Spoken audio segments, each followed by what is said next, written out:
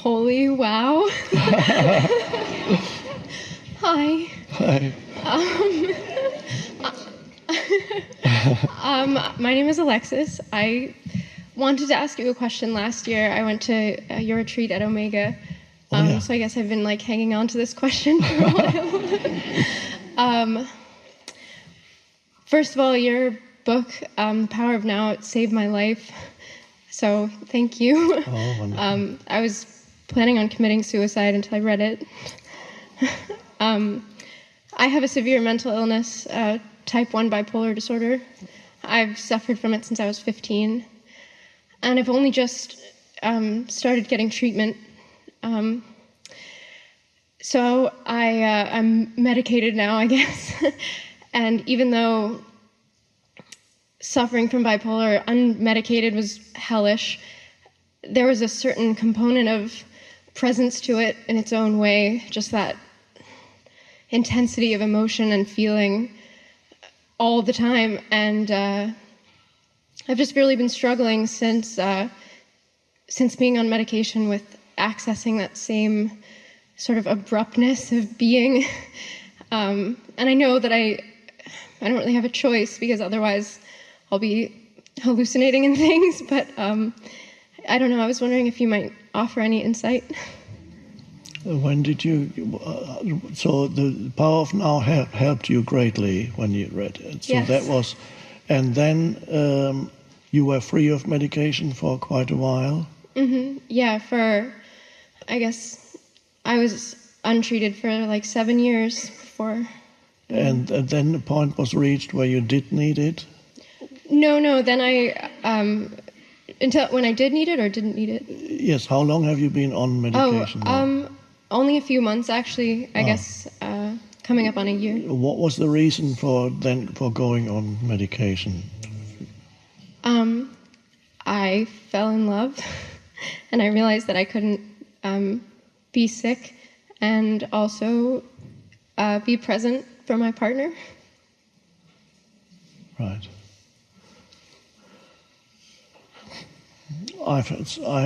So bipolar is what your condition? Yes, type 1 bipolar. Yeah. I've only had some contact with perhaps milder cases, I don't know, of bipolar disorder. Often can you explain just very briefly, maybe in just a couple of sentences, what exactly you experience when the condition arises? Sure. How do you... So sufferers of bipolar usually experience two different types of phases, Yes. manic phase and a depressive phase. Yes. People often confuse it with like a multiple personality disorder, but Yes. it's actually quite different. You're the same person, but just sometimes you can't move or get out of bed or do anything, and sometimes you can't sleep for days on end, and you are seeing things that aren't there and hallucinating and running around And so it's you do strange things then. Yes. Yeah. So and you can't, when you're in one state, you can't ever remember the other. So when you are depressed, it seems like you're going to feel that way forever, but then it could be 2 days from then you are back up and manic. So there are many kinds of bipolar disorder, but I suffer from a rapid cycle type, which means that I have like 4 to 6 times more cycles than the average person. Right. With the milder forms of bipolar, it's sometimes possible for people to remain aware in both the cycles when they come, so that you don't get taken over completely by the cycles, so that an awareness remains, so that you're not totally identified with the energy that arises. I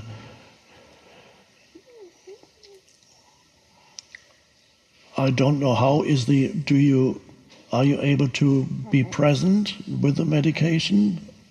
Yeah, I think that it provides me, it gives me a bit more space to reflect on when I am actually in a cycle, but it's very dulling. So being present doesn't have that sort of joy. It takes much longer to look at something. I mean, I used to be able to just like sit next to trees and have conversations with them, and it was wonderful. And now that, I'm getting used to it, but it's more difficult. Yes. Well, do you have a meditation practice? I try. Yeah. I think it would be good for you to have a practice of formal meditation every day that could eventually replace the medication.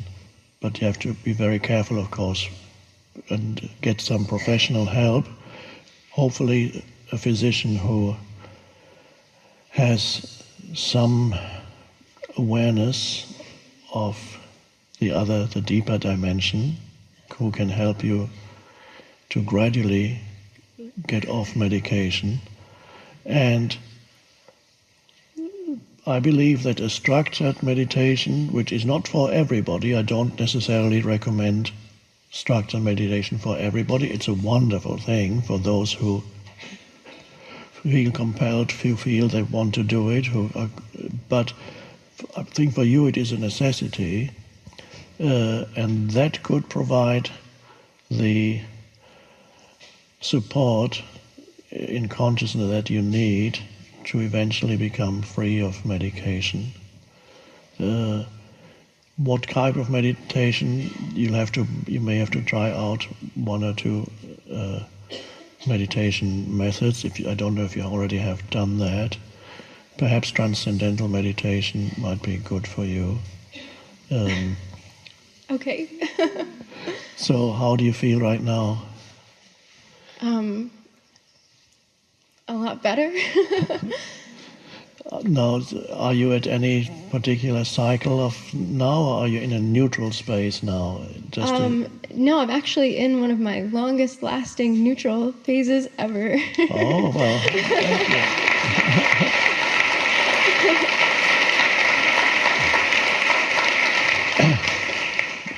Of course, in the neutral phase, then the real you shines through, as it does right now.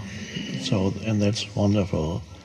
So, I believe being here also has helped, because here, but just by having been here, presence power has grown.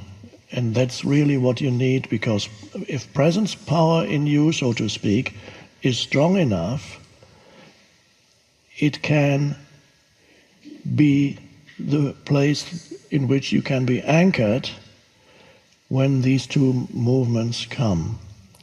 You need a deep anchor within yourself, because the two movements have an enormous pull, as you know. And without the anchor, there's no hope of they pull you every time this way or that way. But the presence should become strong enough in you, and maybe very soon, for you to not need the medication anymore. But you don't do it, always do it with guidance. Don't just go off. And you may be surprised how deep your presence already is. So I do hope we'll have another retreat in a year's time or so, and you will come back and let us know how you're doing. That would be amazing. Thank you so much. Thank you.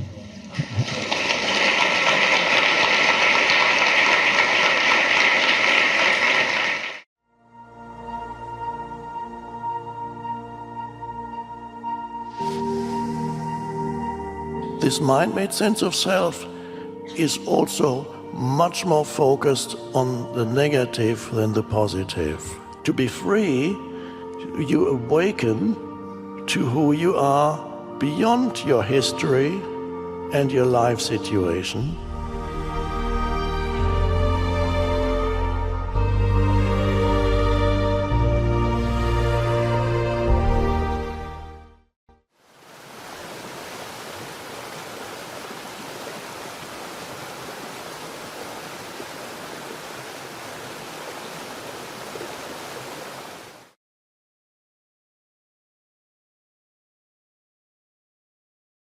So you can acknowledge all the beauty that is in others, even though in the external form of you that beauty may no longer be manifested.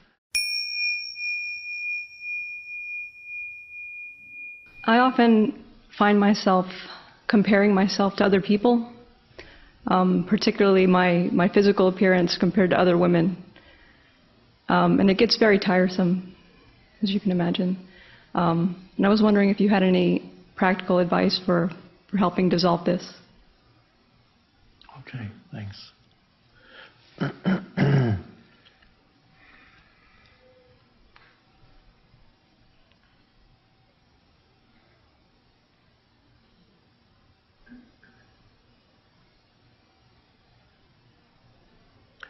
And I assume sometimes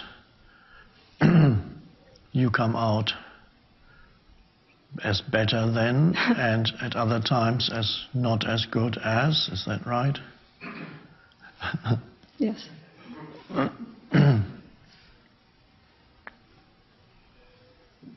And better than feels good, and not as good as doesn't. It all feels tiresome, to be honest. That's a good point to reach, to get tired of an old pattern like that. Then you're ready to let go. As the Course in Miracles puts it, comparison is one of the favorite ego devices to keep the ego going, or it keeps itself going, especially by comparing, whether the comparing is to do with external appearance or comparing other things, evaluating others in comparison to how in your own mind you evaluate yourself. It could be to do with knowledge, education, class, social class, strengths, physical strengths, how many possessions, worth, he's worth such and such amount of dollars, and I'm worth so much more than he, or so much less than he. All kinds of things. Implied in that is a sense of a desire on the part of the ego to enhance its sense of worthiness, and if anybody has less than you, or appears less than you, or can do less than you in some somewhat nonsensical way, it seems to add something to your sense of self. Of course, it doesn't make sense. It's a little bit absurd, but that's how the ego functions. And in reverse, if somebody, it feels to the ego as if somebody has just achieved something, or that you haven't achieved. It feels to the ego as if something of its sense of self had been taken away. So it gets deflated and is not happy. If you're really trapped in ego, you are not happy when something good happens to somebody close to you. Because it feels to the ego as if it had become diminished, because somebody else has become enhanced their identity in the eyes of the ego. It's all you can see when you explain it in this way, so that you can actually see how it operates. Then you realize that it is absurd to feel there's now less. You have become less because somebody else has received more of something, or can do something that you can't do. And so you can see how unreal that sense of identity is. You feel diminished because something good has happened to somebody close to you. And in some cases, if the ego is very strong in you without any trace of awareness, You cannot even admit to yourself that you feel bad when something good has happened to somebody close to you. It's there as an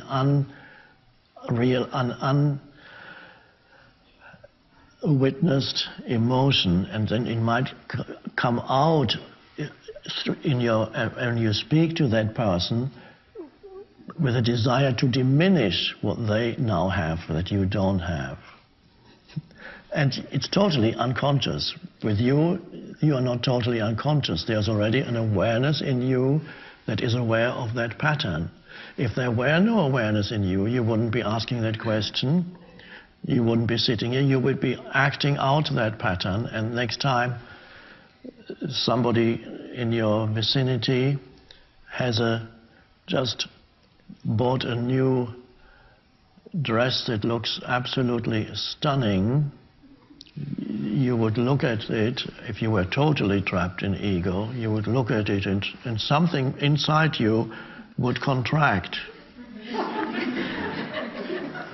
But you wouldn't know that because there wouldn't be enough awareness for that. But that contraction as an energy field would then flow into your mind.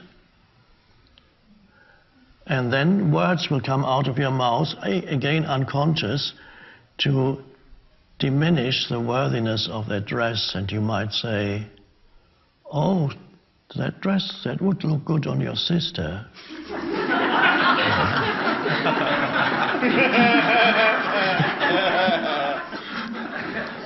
And the other person, who perhaps is also identified completely with the appearance, suddenly feels hurt deeply.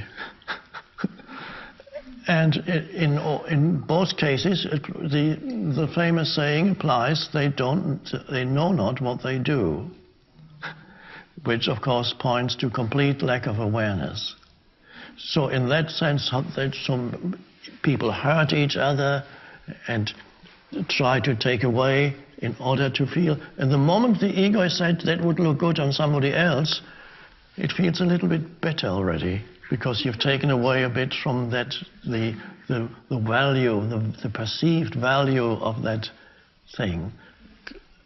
It's it's a delusional system, but many people are still totally trapped in that. Not with you, of course. That's not the case with you. You're not totally trapped. It still operates in you to some extent, but not totally trapped. So there's some connection with value, your own sense of worth or worthiness, which is connected to your external appearance. It could be connected to other things. It may also be connected to other things. So there's an image in you of who you are. It's a surface image of the surface appearance of your body. And the solution, of course, is very simple. It's to take your attention beyond the surface, where it usually is, the surface of your body, the surface of that which is on top of your body, the clothes. Take your attention deeper to the inherent energy field or aliveness or conscious presence that pervades who you are, the entire being. Nothing to do with the external, nothing to do with the shape of the body or what's on top of the body. And if you begin to go there, into that dimension, take your attention into that dimension where you are not the external form, but you sense the very essence of who you are, you sense the life that you are beyond the form, then you no longer need to identify with form. You're no longer then threatened when somebody else's form is seemingly better than yours. It no longer does anything to your sense of identity or your sense of worthiness. And then you're free. And you're free to admire somebody else's good looks. And you're free to be happy with the way you look for the time being until years pass. And then perhaps the body doesn't look that great anymore after a few more decades. You have a few decades to go. But they pass fairly quickly too. And the further you go, the more quickly they seem to pass. That's strange. And so the time comes when you notice a deterioration in the appearance, and then you begin to notice that most women around you actually look better than you, for the simple fact that they're younger. And you can appreciate the way they look because they are a manifestation of life. An external manifestation. They are life forms, beautiful life forms, without feeling threatened in any way in your own sense of self, because the life of which those lovely women around you are manifestations, you can sense that very life in its essence in you. So you can acknowledge all the beauty that is in others, even though in the external form of you that beauty may no longer be manifested as such. So, and that's wonderful freedom to appreciate the beauty that you see around you, even if your own body is no longer part of that, because there is a beauty in you that has nothing to do with form. And that one could call that the essence of all beauty. That's the very essence of life itself. So when you have the essence, you appreciate the external manifestation of it in its so-called, one could say, diluted form. In the flower, now most egos are not threatened by flowers, but in another human being, you can appreciate the beauty in another human being. And the comparison, the compulsive need to compare disappears. There isn't, oh, what about me? Do I look as... That thought pattern dissolved long ago by the time you reach the point where most women will externally look better than you. Then it's disappearing already, so you don't need to wait a few more decades to get there. Or the ego can say, okay, I have another 30 years I can identify with my good looks.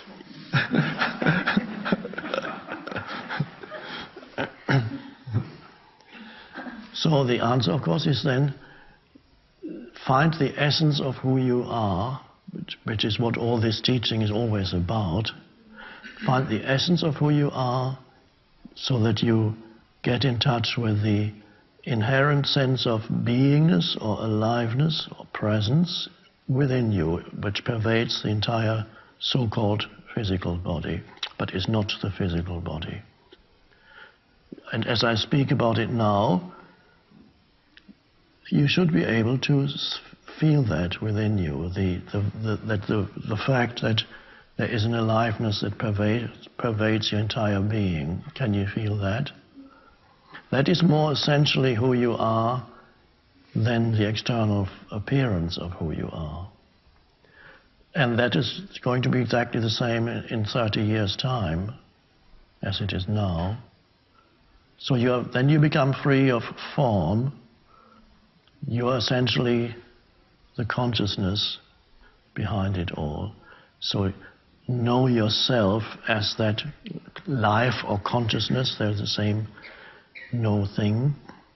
Know yourself as that, and you're free of the ego. The ego is there as a substitute.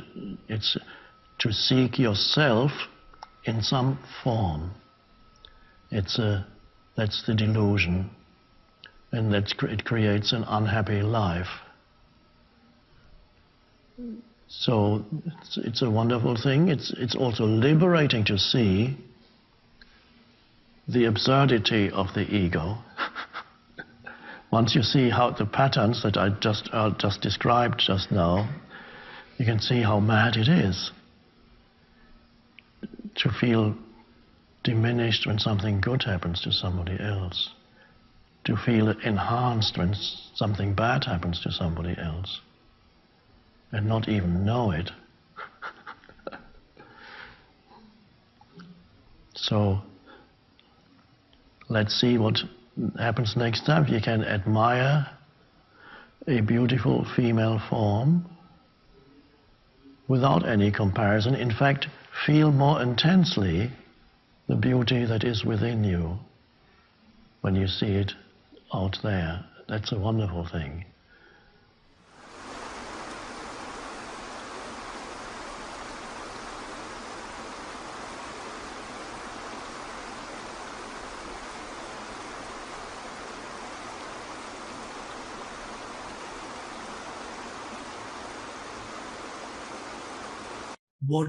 What you sense in yourself as consciousness, the presence, emanates from the source of all life, which we can call God.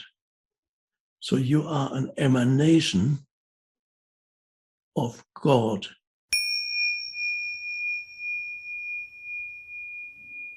Go back to the source. Conscious connection with source. So the consciousness that pervades this universe, that becomes focalized through this particular form, this consciousness that you can know in yourself consciously as a presence, and you are that presence. You don't have it. You don't have consciousness. You are consciousness. And even to say I am conscious is not quite correct. I am consciousness is more correct. So you are consciousness. Now, if the brain just is a transformer of consciousness, a receiver of consciousness, a channel of consciousness, where does this consciousness come from? Where does it emanate from? And the consciousness does not exist in this dimension. That's important, very important to realize. This dimension is the physical dimension. The physical dimension is where your physical body is and the physical objects of the senses. Then underneath the physical begins already that which is not part of the physical dimension, and that already begins with your thoughts. Even your thoughts are not part of this physical dimension anymore. They live in another, they exist in another dimension. And you're going below the surface this is the surface world of physical things, your physical body.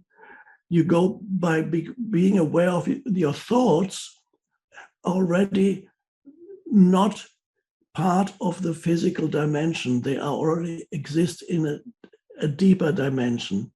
How do we know that? Because you cannot find a thought in the physical realm. A surgeon could open your brain looking for your thoughts. He would not be able to find a single thought, because we don't know, nobody knows what a thought is and where thought lives. Where does it live in you? Does every atom represent a thought? Do some molecules represent the memory of what happened to you on that day when you were 10 years old, and millions of other memories? Where do they live? All languages. I know, apart from English, I know 2 other languages. Well, they're getting a little rusty, but somewhere, those 2 languages that I know, they live somewhere, but where? Where do they live? At the moment, I'm not conscious of them. If something, I have to say something in German or Spanish, suddenly something would come. I could say it, but where does this whole thing live?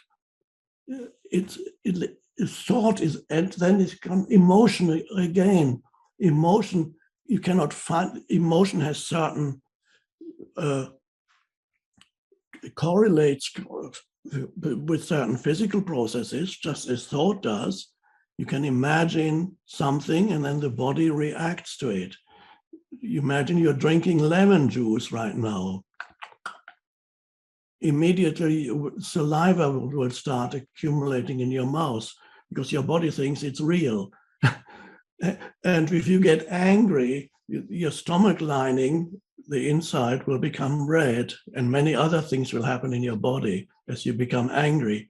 So, but the anger itself does not exist in the physical realm. It affects the physical, but it in itself, and then you go further down and into the unseen. So, in other words, consciousness is not of this dimension. Consciousness represents another dimension, the transcendent dimension. So the consciousness that you are emanates from another dimension and comes then into this, and an awakening happens. My suggestion to you is to consider the possibility, this is my intuitive realization. I don't want to convince you that it is correct, but it is my intuitive realization.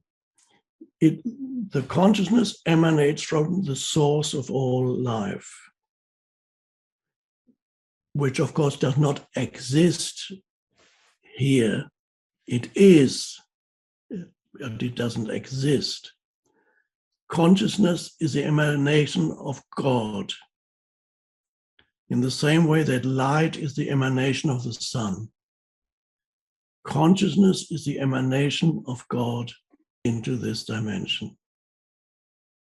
And it seems that gradually the light of consciousness flows, increases in this dimension, gradually.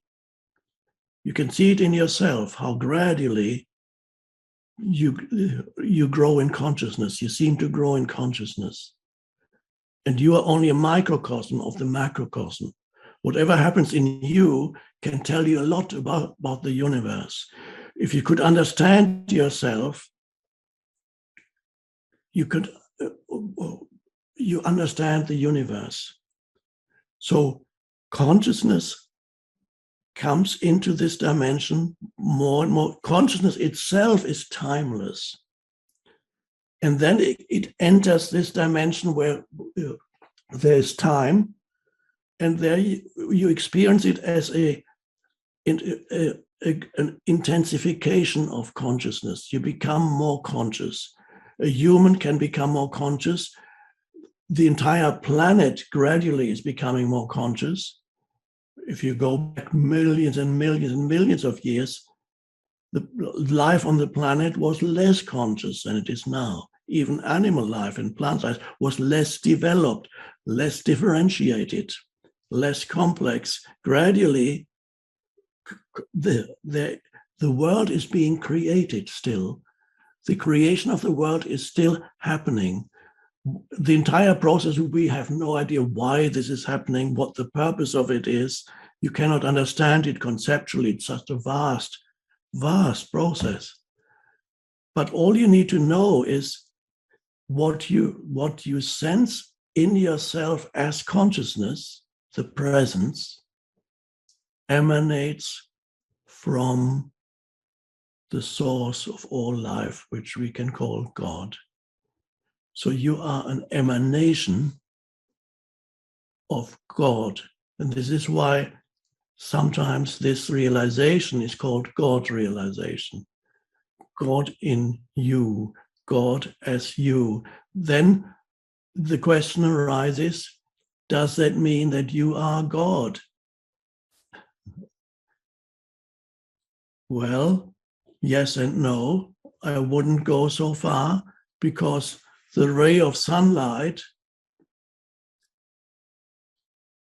is an intrinsic part of the sun, undoubtedly. But if the ray of sunlight could speak and the ray of sunlight said, I am the sun, well, in one sense, yes. In another sense, no. The sun is, the power of the sun is so infinite. How can a ray of sunlight compare itself? And yet it is one with the sun. So there's a little paradox here. The essence of who you are is eternally connected to the essence of all life. You are an emanation of the one, appearing as many. That's wonderful to realize that who you truly are, your home is there. You are that.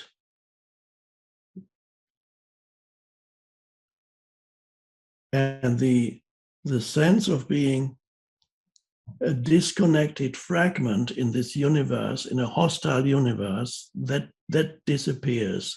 That is a delusion. The delusion of the ego is that you are a disconnected fragment in a hostile universe. That's how egos perceive themselves. And that illusion dissolves. And as you become more rooted in that presence that you are,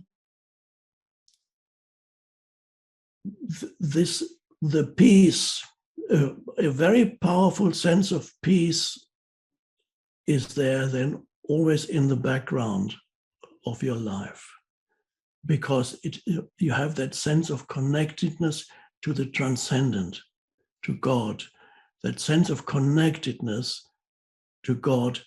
And then that is the end of living in a state of fear, anxiety, etc., etc. That is the state of connectedness. That means you're already home.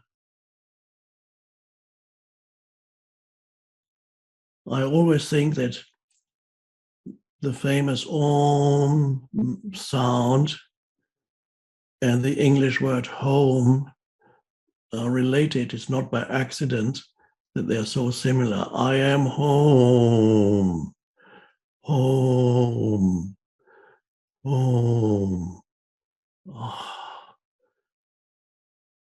So that is through self-transcendence, you realize the one self that you are an expression of.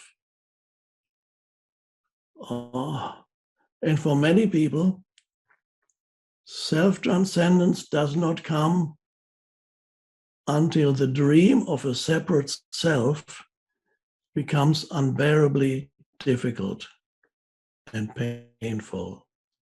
For many people, I'll repeat it, self-transcendence does not come until your so-called life gets very unpleasant and very difficult, and you experience all kinds of loss and limitation. And then something can happen that suddenly when the self becomes very unsatisfying and limiting and painful, then for something opens up.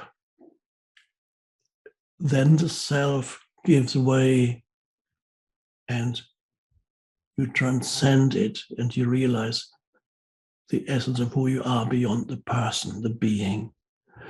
But you don't have to wait for that. And many of you have already been through the painful, the experience of suffering, which is inseparable from considering yourself to be a separate entity. Suffering is that which leads you to awakening. That's a miracle. Ultimately, suffering is transcended, but it is not transcended until the self is transcended, the limited egoic self. But until that happens, suffering is the most important thing in your life. The most indispensable thing in your life is suffering.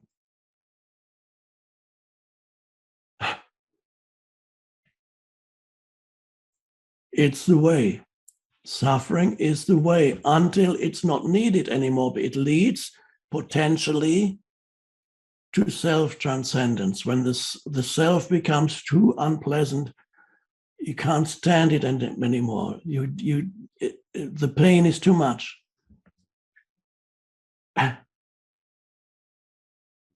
So these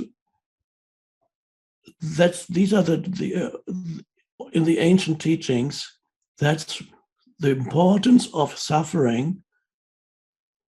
So when it happens in your life, welcome it.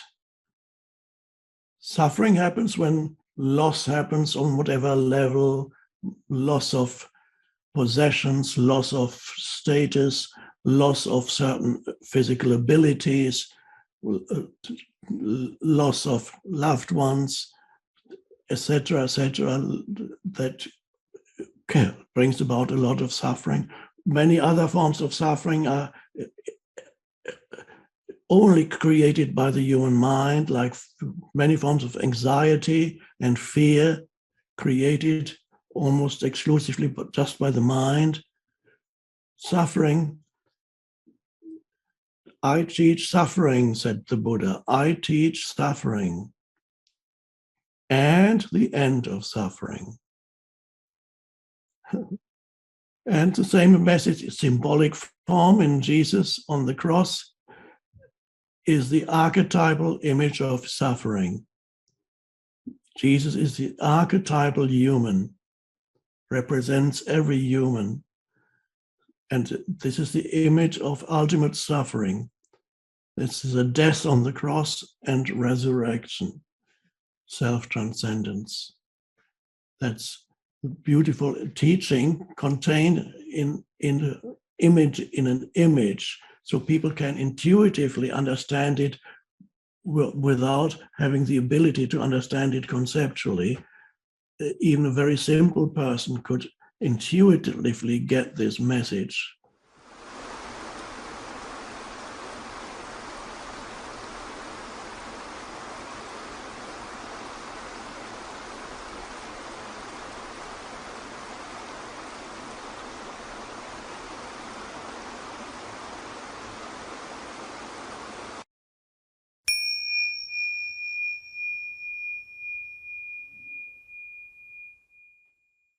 Life is difficult, but when you know that life is difficult and you fully come to terms with the fact that life is difficult, it's not difficult anymore, because the greatest difficulty is the mental resistance to things that arise and the underlying assumption that they should not.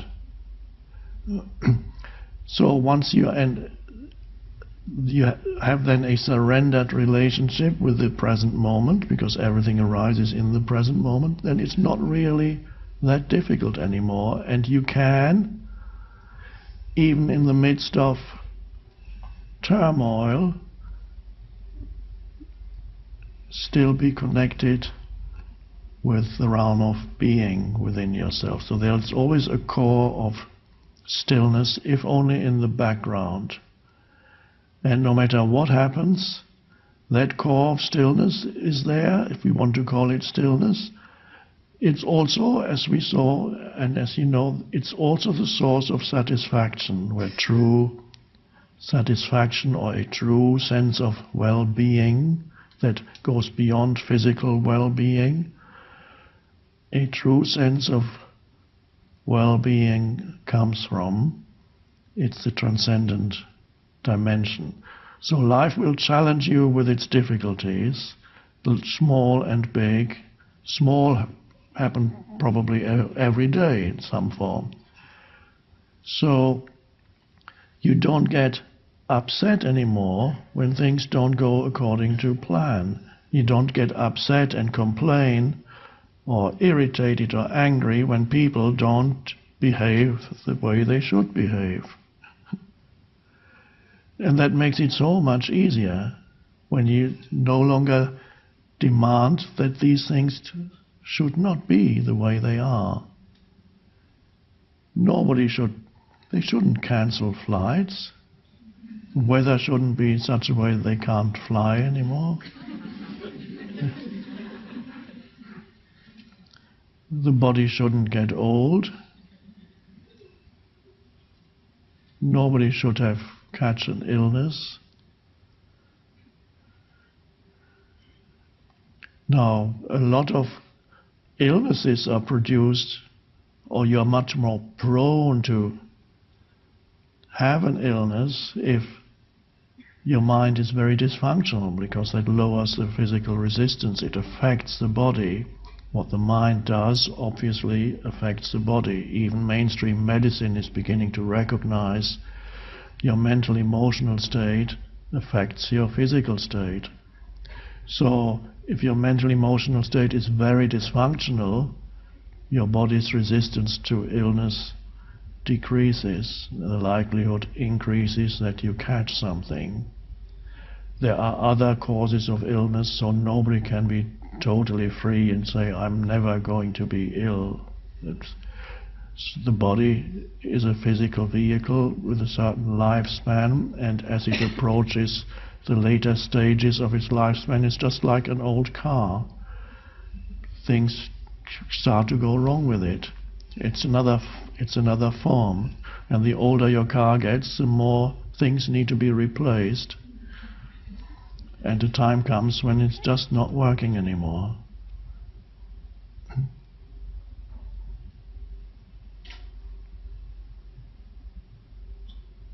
So it will be easier for you to deal with the challenges of life if you actually realize that challenges are good. They force you to awaken. And that's what's happening here. For a long time, challenges, the only thing that challenges do is they make people suffer. And that can go on for a long, long time. I sometimes say everybody has a spiritual teacher, everybody on the planet. For most people, their spiritual teacher is their suffering. Because eventually the suffering brings about an awakening. And then there are a few who are advanced enough, who already have gone through their suffering, and then they come into contact with an actual spiritual teaching in the form of wisdom, tradition, or an actual spiritual teacher, or even in the form of a book. And they suddenly say, oh wow, yes. And then evolution accelerates. So for you, there's already this acceleration, because otherwise the evolution of consciousness is very slow. Evolution works very slowly. And for many humans it's still the case. That's why we repeat the same mistakes, politicians and so on. Haven't they read any history books? Just go back 50 years and then you make the same mistake again. Go back 40 years.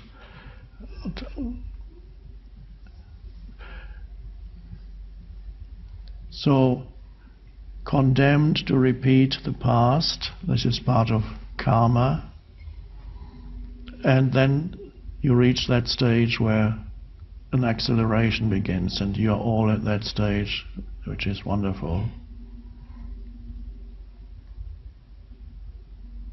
So whenever confronted with a challenge in whatever form, look at it. Be careful that your mind does not weave a whole huge web of useless thinking around it. Then it gets really difficult. And realize most challenges are actually fairly simple. Here's the situation or the person. I can either do something about it, what action is possible now, and with that comes that clear looking. What action is needed now? That presence flows, and presence can become, there can be a presence-inspired doing. Before there is a presence-inspired doing, you need to look at the situation.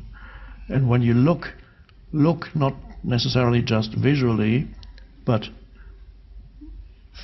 put your awareness on the situation, and there is a time span where you are, in order to access primordial intelligence, which is in the stillness, whenever a situation arises, you look at the situation, and in the looking, which means giving it attention, there is no thinking. There's just an alert looking, facing it. And then, how long that is varies. It could be a few seconds, it could be a minute, it could be 2 minutes, but often a few seconds of giving it alert attention is enough. Then whatever it is needed will come to you. Possible causes of action, and then that's a responding to a situation. Or you look and you realize nothing can be done right now, and that's perfectly fine. And while nothing can be done, you accept what is, and are still connected, and sometimes more deeply connected, in the face of even sometimes unpleasant circumstances, more deeply connected with the true source of satisfaction, which you can quickly access if you become friendly with what is. Just becoming friendly with what is, and immediately it's easier to access the source of satisfaction and that which transcends the ego. The ego is sustained by continuous resistance, denial. It's against it. Whatever it is, I'm against it, and it's the present moment, with brief exceptions. So, coming to accept the isness of people and situations, and realizing this situation cannot be otherwise from the way it is. Why not? It should be. No, it can't be, because it already is. The entire universe, the entire history of the universe has brought about, because since everything is connected to everything else, anything that happens is connected to the totality. So the totality of the universe, since the Big Bang, has brought about this event. So that's what is. There's nothing you can do. Then you can do something and take action, yes. But prior to taking action, there's an acceptance of the isness. Then there is an insight into what is possible. And then action, if it is possible, happens. Or there is a realization that nothing is possible, then surrender happens. And in that surrender, you are internally free of the situation. So in that surrender or acceptance, you can sense the satisfaction arising not because something is going well, because it may not be right now, but because you are connected with the source of all satisfaction, all life, and it feels it's fine. You may be trapped somewhere, and it's fine.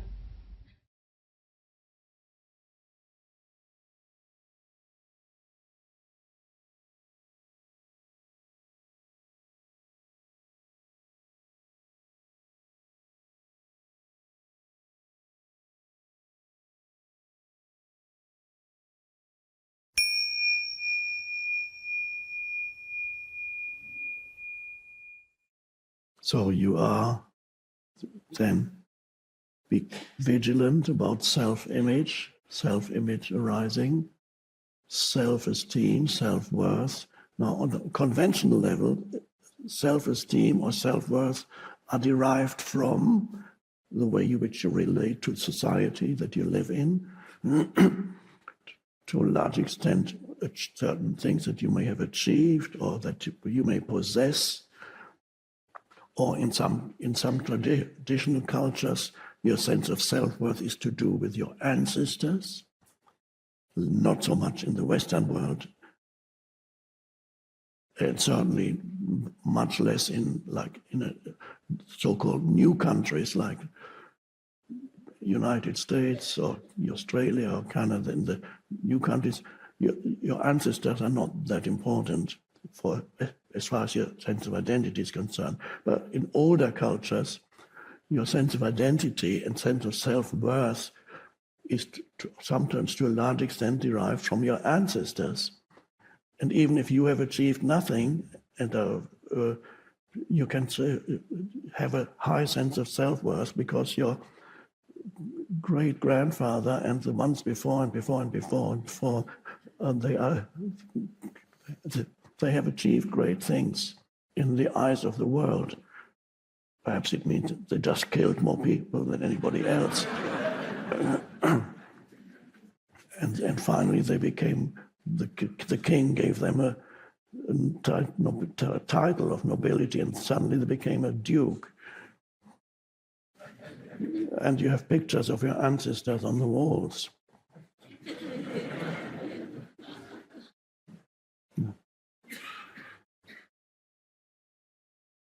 True self-worth comes from a deeper place that is actually not related to achievement in this world, or whatever this world calls achievement, because that is delusion also. What is it that makes a successful life? Now, the world has a certain opinion about that. The mainstream culture. But that is a delusion too, because most humans who are considered highly successful are also unhappy.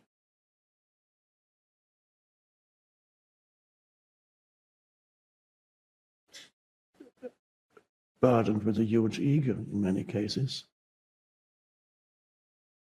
making themselves and others unhappy in the process. True self-worth comes from that place of beingness. It comes from the I am. And it is not comparative. On the horizontal dimension in this world, your self-worth is always there. You need comparison. And to have a heightened sense of self-worth, you need to be better in some ways than others. You compare yourself to others, and that determines your sense of self-worth.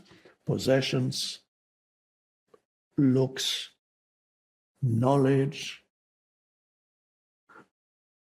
skills, all these things that you have, things that you can do, things that you know. Self-worth could be about all your knowledge in your mind that you have accumulated. So do you derive your self-worth from those things? And but it relies on comparison. Compared to others, one person says, I look much better. I look better, not me, obviously, I'm just talking about my body is better than other bodies, my appearance. And you derive your self-worth from external appearance for a while, until time does something to it, as it will, unless you die first. But eventually time will erode the things that you identify with when your self-worth is derived from physical strength or physical appearance. And then eventually you shrink like an apple that you leave for too long on the kitchen counter. At first the apple looks and then you forget it in a corner of your kitchen counter, and then a few weeks later it has shrunk.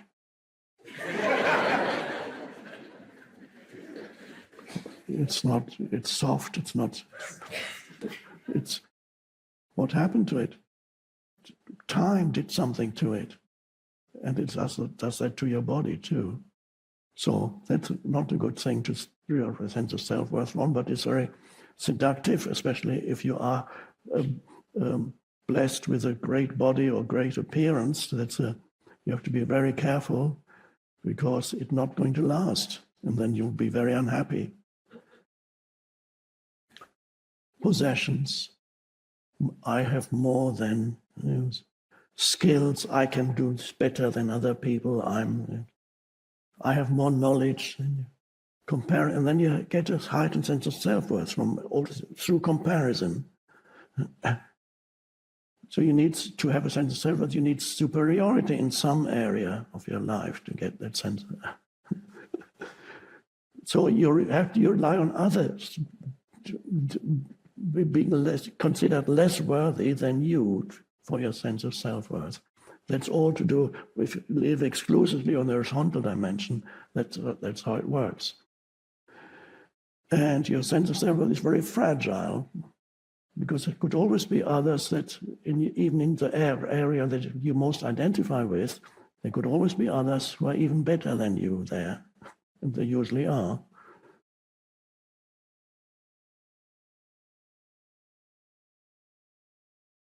And the true self-worth is not comparative at all. It comes directly from the realization of the being that you are, which is precious.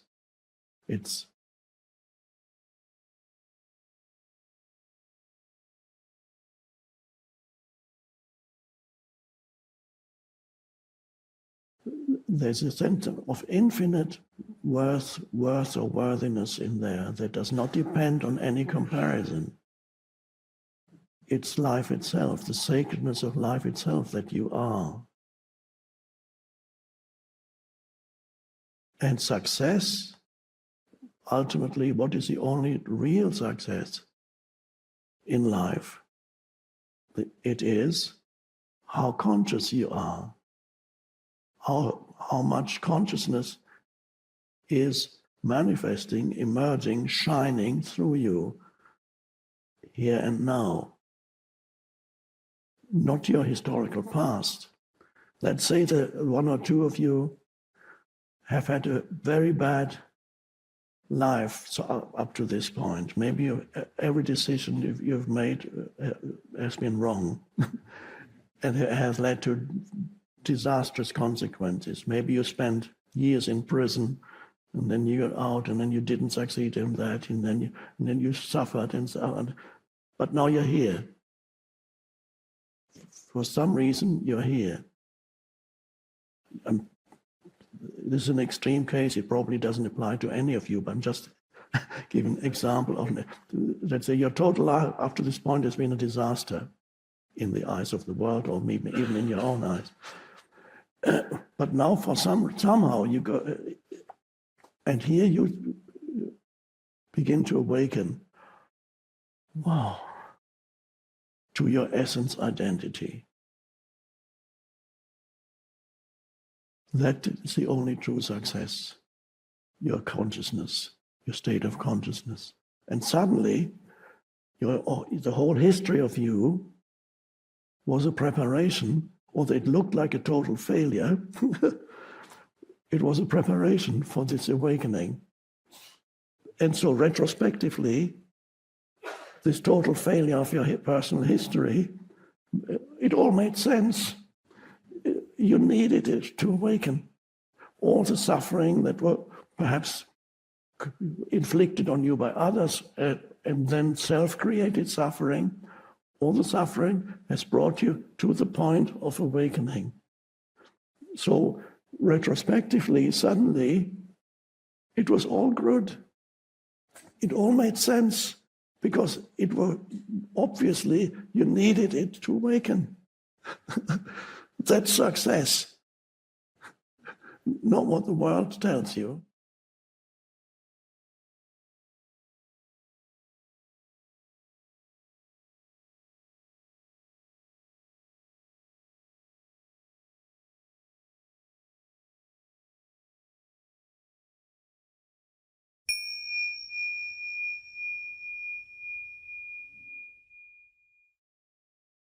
Now, at first, this space of pure awareness seems to be nothing.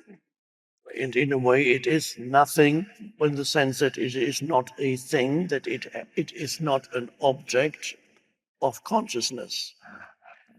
Because everything else is an object of consciousness. Every sense perception becomes an object of consciousness in your mind. Every thought is an object of, in other words, you could say, it is a form that consciousness temporarily takes. It incarnates into a form, and that form is a thought, or it could be a sense perception. And so that is the incarnation of consciousness into form. When you come, sometimes Buddhists argue, how many more incarnations do I need before I no longer need to incarnate? You can do it right here and now. Don't incarnate into thoughts. That's the end of incarnation. Which means don't identify with the arising thoughts. Be the awareness behind the thoughts, which is what you are. And so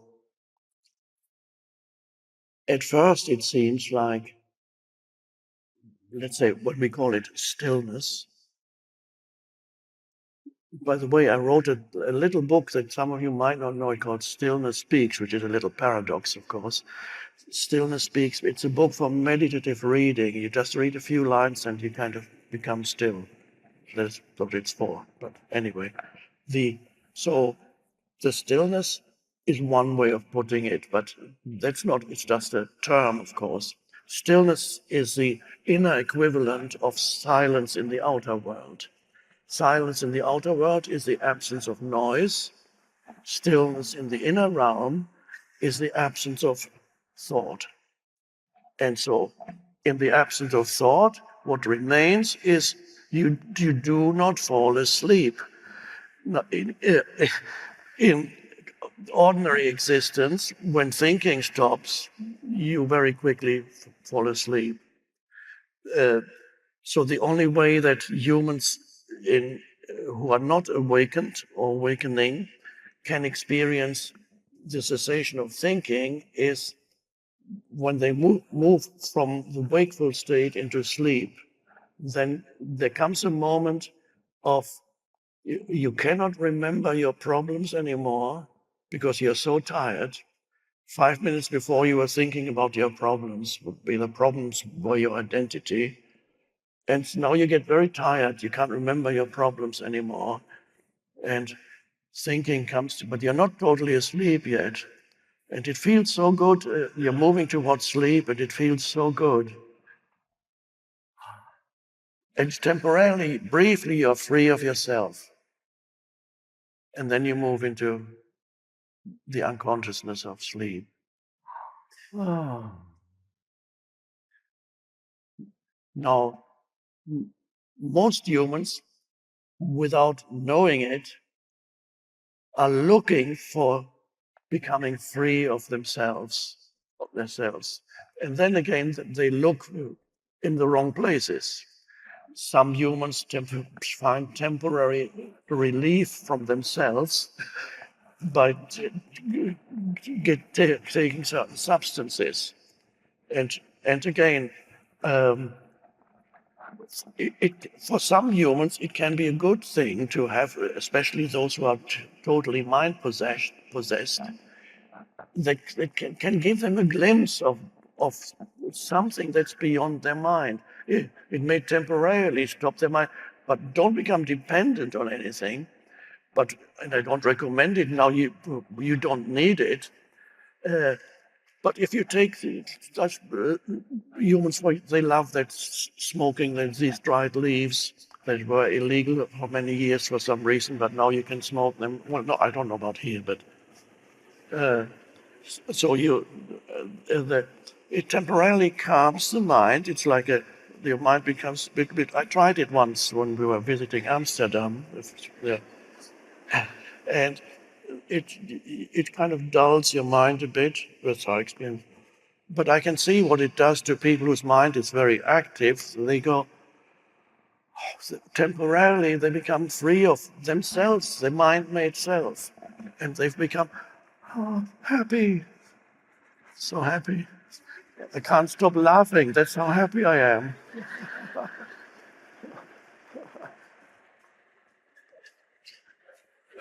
I'm free of myself.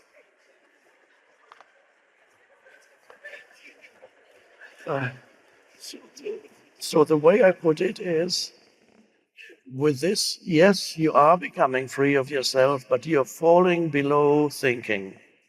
You're going to a state prior to the rising of the ego. You're falling below thinking. Yes, you're free of the mind that tortures you every day, but you're falling below thinking. This is not where the awakening path, and this, otherwise we would call it the sleepy path or something like that. The awakening path is the ability grows in you to rise above thinking.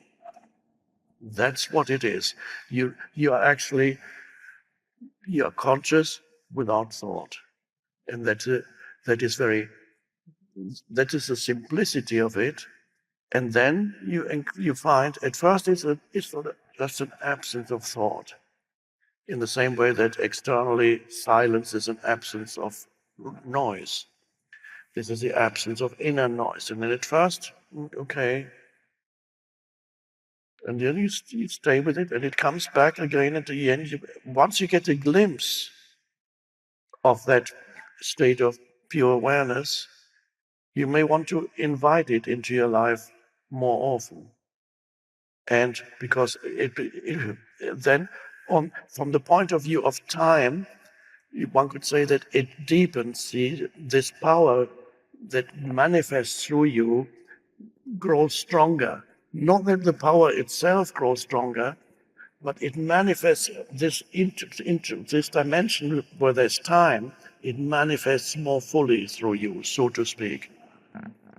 So the power, presence power, as I sometimes call it, grows in you. That is the power of life itself. That is the pure intelligence, you could call it, pure consciousness, the very primordial thing that is behind everything.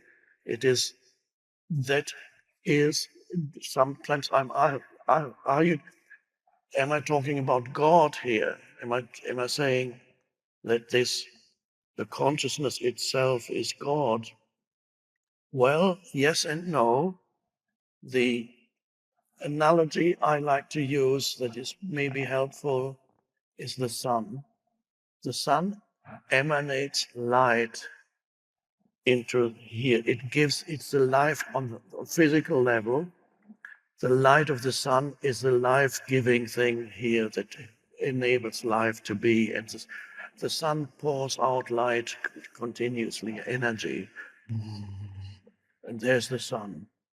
Now, this light, of course, is still connected to the sun.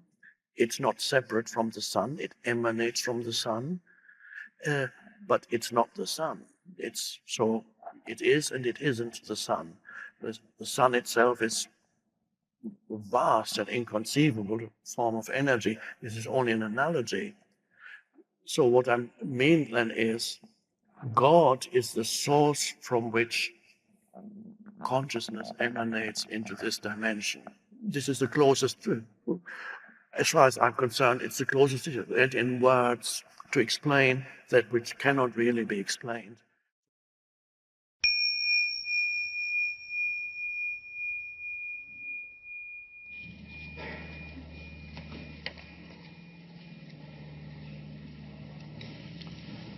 Are there specific suggestions for cerebral helpers, physicians, therapists, etc., to help us become present and stop thinking, to listen better just prior to encounter, taking deep breaths prior to entering patient room perhaps?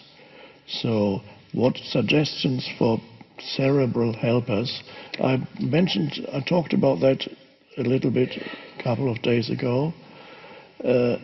People who use a lot of knowledge in their work with others.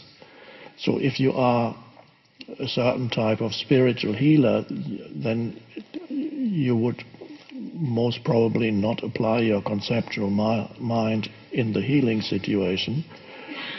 But if you are a physician, whatever, then you have to apply your knowledge to the healing situation acquired over many years. And so, just to remind you what I said a couple of days ago or 3 days ago, you need to be able to still use whatever modality you use, your knowledge, apply it, but see if you can also have the application of your knowledge interspersed with little spaces of aware presence. Sometimes that happens when you listen to whatever the patient is telling you. Sometimes it may happen when you look at the patient. Sometimes it may happen when you place attention on a particular symptom, and you might notice before you come to a conclusion about whatever the condition of this patient may be, there is a moment when you are looking at the patient or at the presenting symptoms, and there is a moment perhaps of 3 seconds when there's no thinking yet.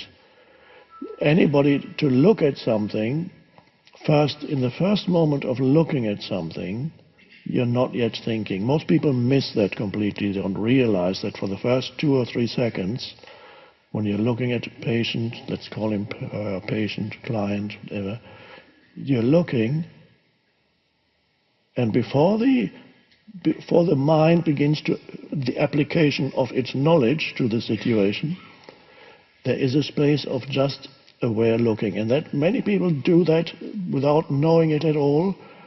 It's a natural thing to do. There's a moment of space, but if you're aware of that moment of space of looking, then it becomes a little deeper and longer. It goes, and that is, you become aware of what already you're doing naturally without knowing it.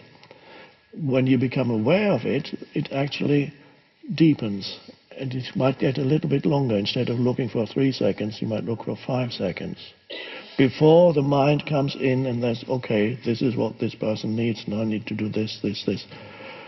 And this is interesting. Whenever you encounter a new situation, and not let's take it beyond the therapeutic situation. Whenever you encounter a new person comes into your field of vision, you're walking, you're going around a corner, a new vista opens up. Anything, somebody is knocking at your door, you open the door, and then you look who's standing there. And for the first 2 seconds, there's no thinking. You need to take it in first. You need to take in the sense perception. So naturally, in daily life, people have the tiniest moments when they're not thinking. And it's always something new arises in your field of consciousness. And in the first few moments, or in the first moment, there is not yet an interpretation of it. There's only an absorbing it. If you find you're particularly peaceful or at ease, then you find there are longer periods when you're out in nature. Then you spend longer periods, perhaps 5 seconds, looking at a tree before your mind says anything, and you go, oh, this is so nice.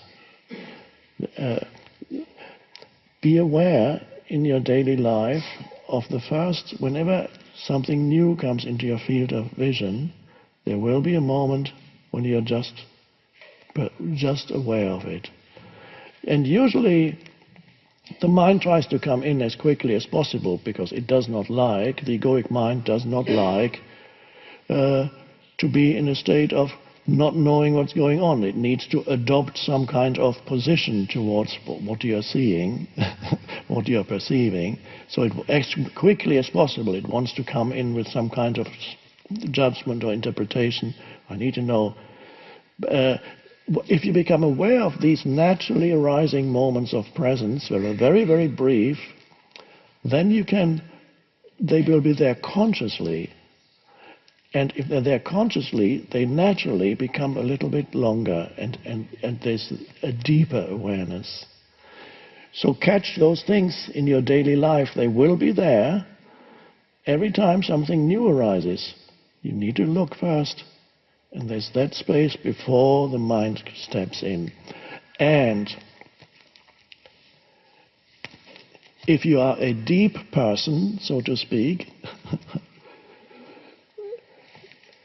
then that space that precedes thinking is longer. That's all. Then you become a deeper human being. If that space is incredibly short, almost non-existent in some people immediately, then they are superficial. They might have 2 PhDs, but they are superficial. There's no depth to them, which means, well, there is a depth, but it is as if it wasn't there because it's totally covered up. So a deep human being has longer spaces of no thinking before that person replies, or that person, now don't, this is a natural thing. You can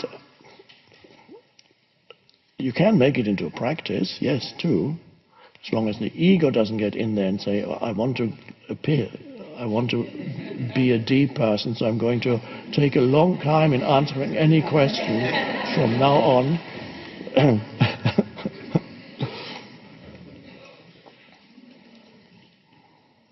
So in the therapeutic situation, also be aware of this. So bring in the spaces and observe the spaces that occur naturally in that situation. They will be brief. In addition to the spaces that occur naturally in the situation, bring in these spaces, for example, when listening to the patient, just listen. When you may also occasionally be aware of your breathing as you do. So any way you can, bring in little spaces, give fullest attention to whatever you're doing. You're preparing something, perhaps you're going to administer something to the patient. If you're a physician, you're preparing something. In that moment, there's another opportunity for absolute presence. So it's an art to have your knowledge not completely obliterating these little moments of spaciousness in you. It's an art that needs to be practiced. Otherwise, the effect that it has on you after many years of being completely absorbed only in your knowledge when you work with people, then you live in a world complete conceptualization, and you will no longer be able to see the human being. You will see a patient. You will not relate to a human being anymore. You will relate to a patient, or you will only relate to a symptom in a patient. And some doctors, unfortunately, have gone that way because nobody has taught them that another way is possible. So perhaps many of you have experienced being with certain doctors who actually don't see you as a human, they see you as a patient, or they're only interested in the symptom. Some doctors even hardly look at you. of course, there's pressure of work. They have a few minutes to see you.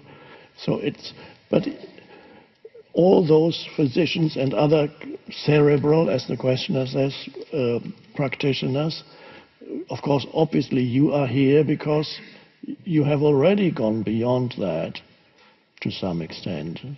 So you're not totally burdened by the acquired knowledge so that it obliterates everything else.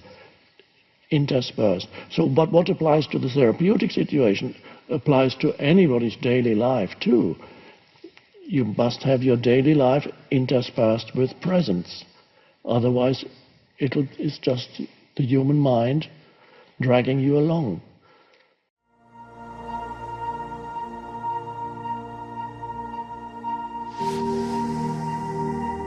This mind-made sense of self is also much more focused on the negative than the positive. To be free, you awaken to who you are beyond your history and your life situation.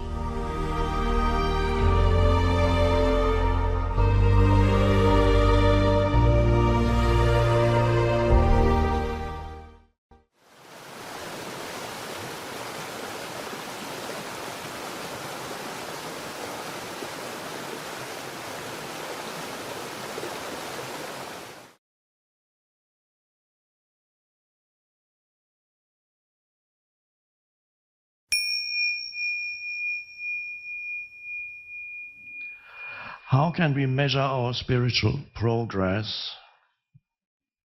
Well, one thing I mentioned earlier when we gave the example of arriving here and being told that no, we have no reservation for you. Such situations are interesting situations that can reflect back to you what your level of consciousness is, how you react or respond in such a situation. And life is full of situations like that, when something happens and you're not being honored, or somebody hasn't respected you or is not giving you enough attention, and something goes drastically wrong. And what does that do to you, and how does it affect you? That you can, through self-observation, you can sometimes the observation can only come in retrospectively. Sometimes in the moment you get so taken over by some reaction that you don't even know what's going on. You're just on automatic. It's the ego having taken over. Then sometimes after it has subsided, you look back on the situation and you observe your reaction and say, would have even better if somebody could have videoed you. That would be extremely helpful if you could arrange with a person close to you to pick up the iPhone and put it on video and film you when you're being unconscious. And then when you're more conscious, ask you, are you ready to look at yourself?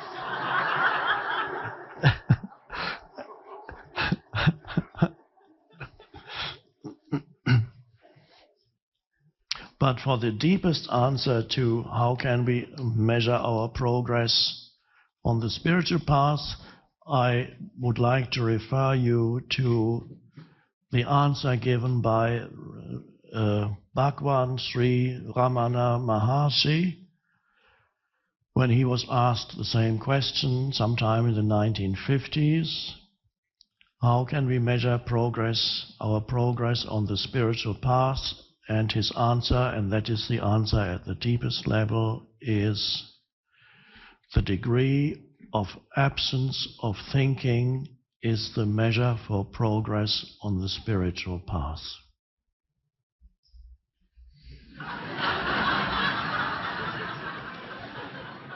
That's clear enough. If that's too complicated an answer, I can probably simplify it. It's how little you think shows you how far you are progressing or progressed on the spiritual path. Or how much you think shows you how little progress you have made.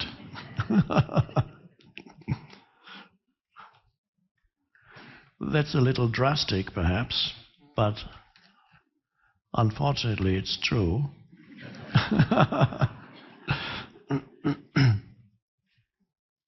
So that's so simple, isn't it? Now, again, many of you are already able to step out of thinking.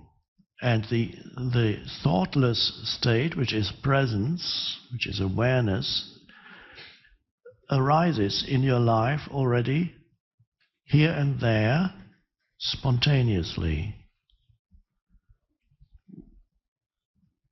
When you look at something new, there's a moment of, before you call it anything.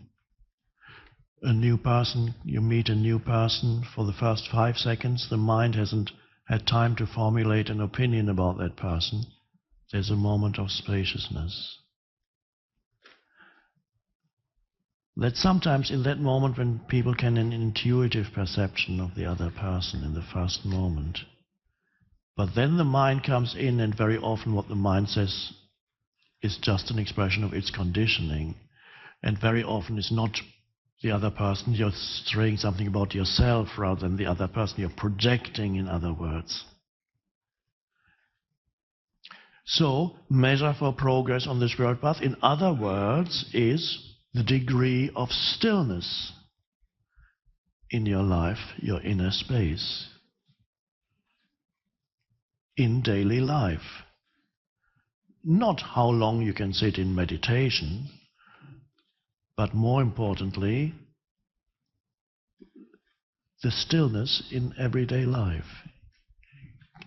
Can your life be interspersed with stillness, so that you no longer have the density of the mind and the emotions, but something else shining through the density, the light that is who you truly are, shines through the density.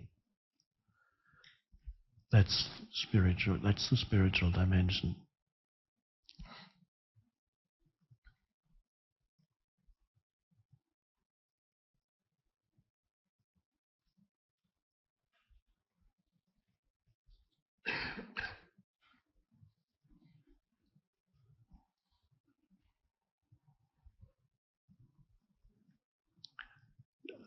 As I mentioned before, at some point, there was a time when I woke up one morning and I felt at peace after being a tortured individual.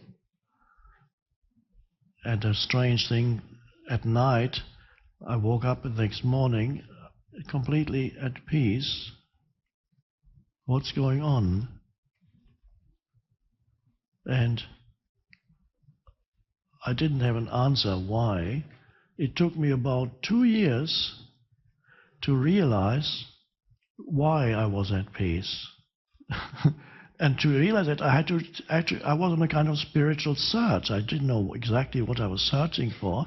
I went to see monks and all kinds of strange teachers and teachings. I just wanted to check them all out. Until one monk said to me that, a Zen monk said, well, Zen is all about not thinking. Oh. And I realized I was at peace because on that day, the first morning, I wasn't thinking that much anymore. But I didn't know I wasn't thinking it much. I experienced the state of not thinking as peace. So I hadn't been able to interpret it as that was not thinking. So you experience no thought as simply a very peaceful energy arising. But it could only arise because the density of the mind wasn't there anymore. There was some thinking, of course, but not the continuous density. Very much less thinking. How much less? I don't know. A lot less. Much more than 50%. More, much more. 80 probably.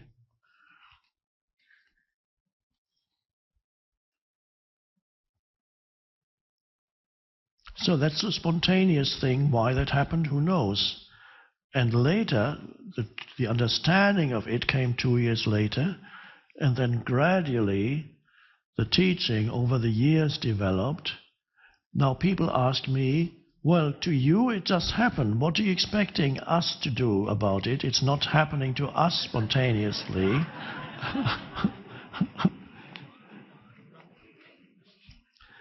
But I know that from enormous amount of feedback I get from people that the teaching actually works for many, many people. Their life gets renewed because the old mind patterns are subsiding and the new consciousness is arising. So although it may not happen in one moment, that's fairly rare, it is for most of you or all of you, it is the process. I call it the awakening process. When presence awakens, it's a new birth. You are newborn.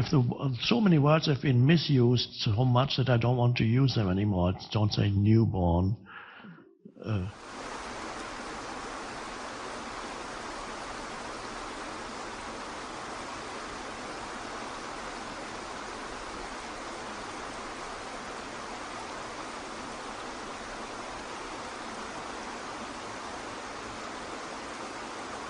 The mother bird is taking the little chick and going, and then it will, oh no, you can't fly like that, you have to do this. I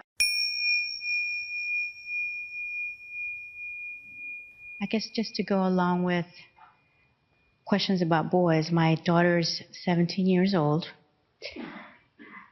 There are times when, and many times recently, when she does not want to follow my direction, you know. How do I stay present when she's doing, pulling?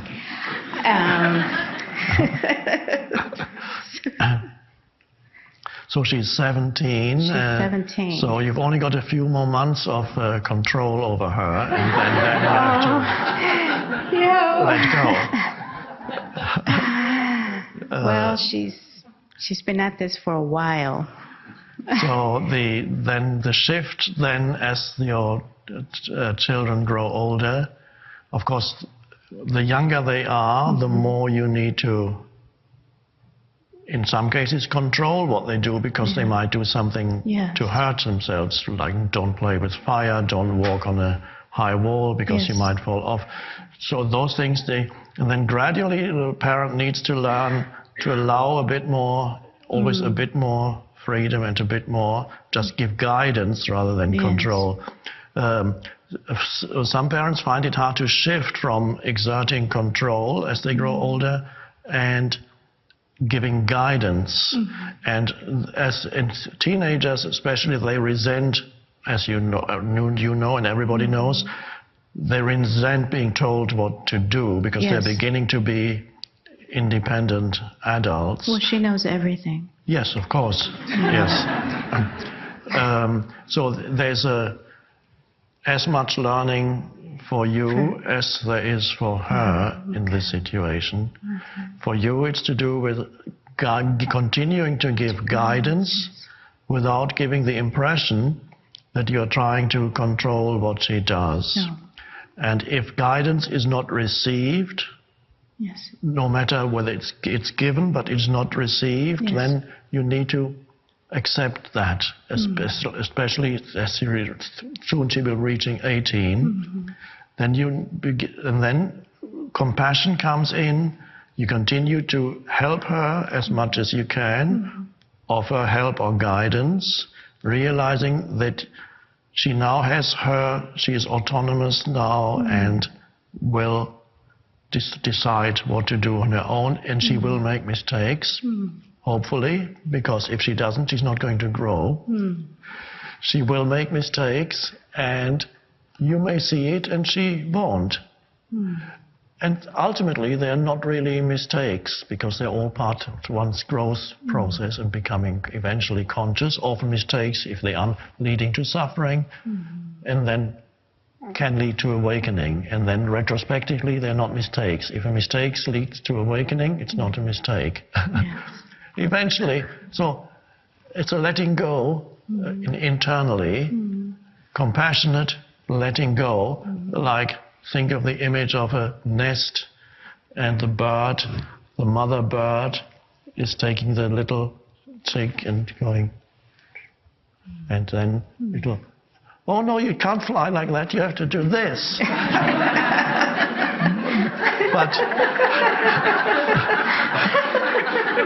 But birds have learned to fly for 1 million years and more without the mother bird telling them what to do.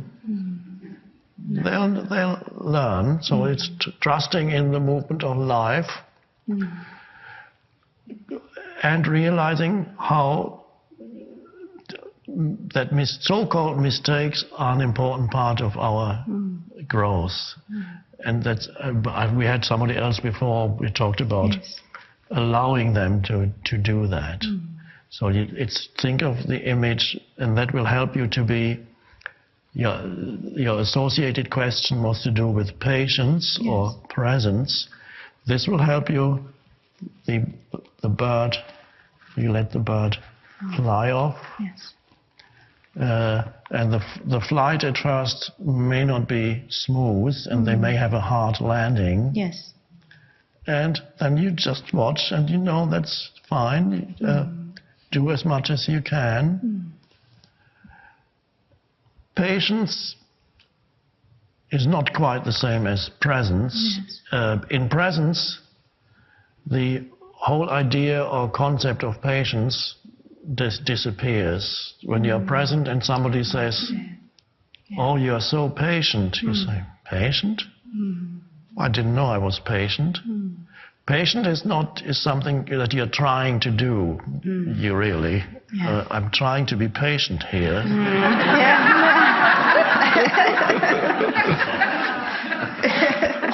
Here is the key word. I'm trying to be patient here. So the patience is something you're kind of holding back. I'm very patient with you. But in presence, really, you're not thinking of yourself as patient at all. It doesn't come into it really anymore at all. You're just present with what is. And as I said, if somebody called you patient, you'd say, what does that mean? I'm not patient at all. It's like forgiveness also.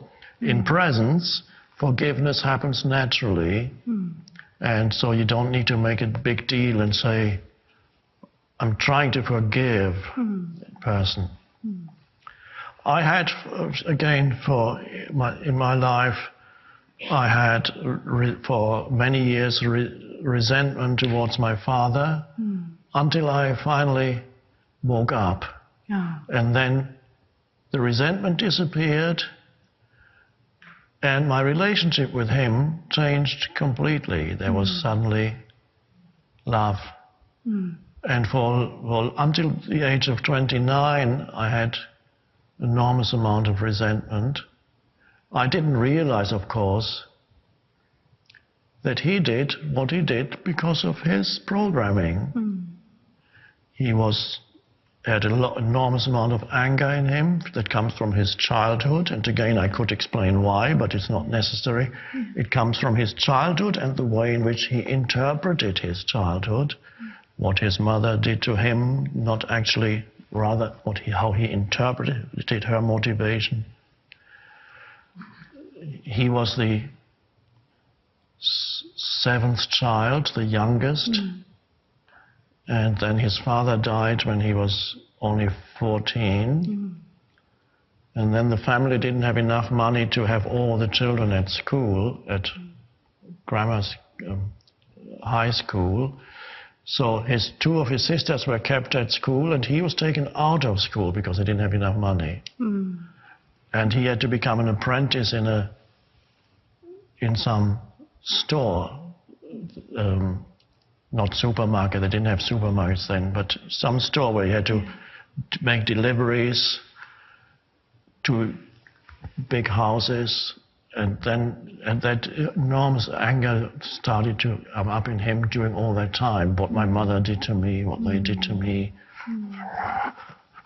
And that never really left him.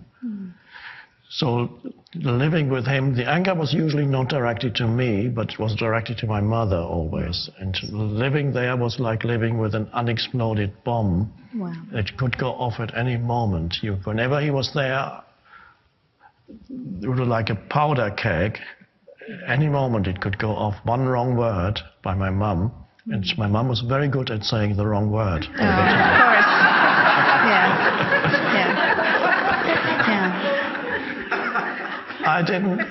That was he couldn't help that. And as I then disidentified from that,